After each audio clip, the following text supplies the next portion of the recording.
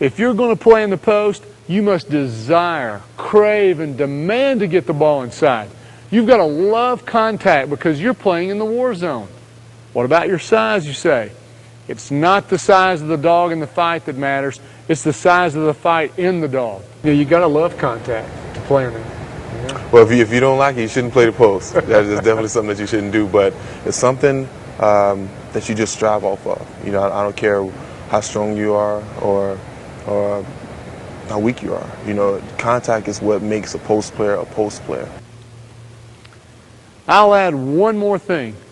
If you shoot under 80% from the free throw line, teams are going to pound you. They'll make it harder for you to get open. They'll chest up your favorite shoulder, and they won't think twice about hacking you on your shot. But if you shoot over 80%, they think differently about how aggressive to play you. They won't bump you quite so often when you cut to get open. They'll give you more space once you get the ball, and they'll stay off your arms when you're shooting. Trust me, life in the post will be easier if you become a great free throw shooter.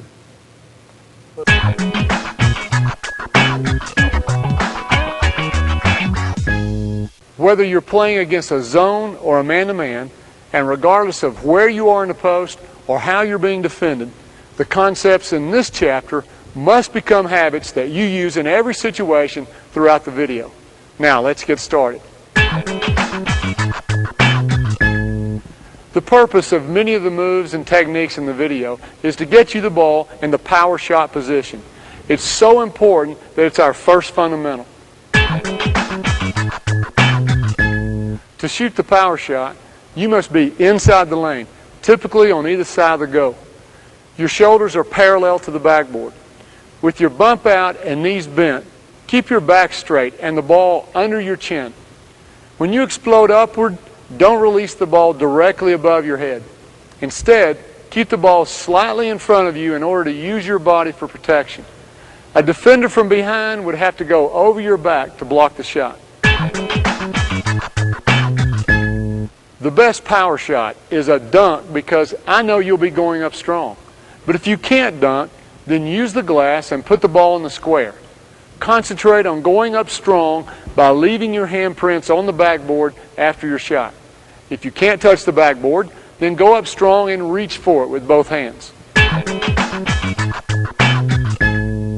If you fake a shot, pump only with the ball in your head while keeping your knees bent and bump out. If you straighten up with your shot fake, you lose the ability to explode. When your defender jumps, go up seeking contact on his way down. Look to plant your inside shoulder into his chest while you're both in the air, not on the ground. Lean into the contact. His force will straighten you up, and you can finish with the outside hand. Seek the contact. Don't shy away from the defender, otherwise the official won't call the foul. This is so important that it bears repeating. Whether you can draw the foul or not, always shoot with the non-contact arm. Very few players can take the contact on their shooting arm and make the shot. Go up with both arms, get the contact on the inside one, and finish the shot with the outside hand. Right hand on the right side, left hand on the left side. First, you've got to communicate verbally. As you win your position, call for the ball. The battle in the post is too tough for you to not call for the ball when you're open.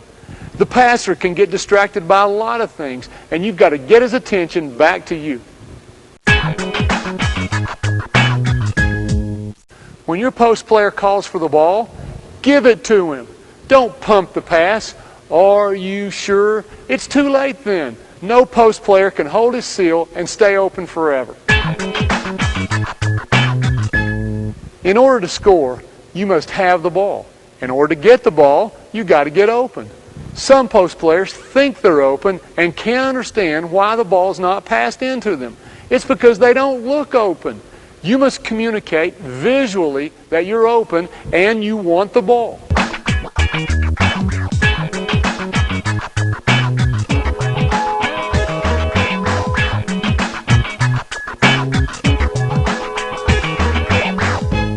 Throughout the video, you're going to learn to communicate that you're open, to demand the ball with your hands, your stance, your voice, with everything you've got. And for 1 or 2 seconds, you've got to control the defender and stay open. We're going to look at lots of techniques to get open in chapters 3 and 4. But once you get open, good defenders are not going to just lie down and die. They're going to battle to win the position back. You've got to hold your seal, meaning stay open long enough for the pass to be delivered. You've got to keep what you got. Stay wide and control the defender by feeling him on your backside and moving your feet. Keep your elbows wide and make it difficult for the defender to get around you. Sit in the invisible chair. This base gives you great balance and makes you heavy and difficult to move. Show the passer the numbers on your jersey. If the ball can see your numbers, you're open. If the defender's foot is over yours, he's winning. You must step over it, put your power base on his thigh or knee, and drive him off balance. Winning the foot battle first will make winning the arm battle easier. Don't lean back and try to do this with your shoulders and back, or you'll lose your balance. Keep your head over the line of your knees and use your bump. If you allow the defender to put his arm in the passing lane, then he might deflect the pass or discourage the pass from being thrown in the first place. Let's first look at what you cannot do according to the officials and compare it with the legal way to get your defender's arm out of the passing lane. Remember, always show the officials your hands. You can't push his arm down, but you can raise up your own arms.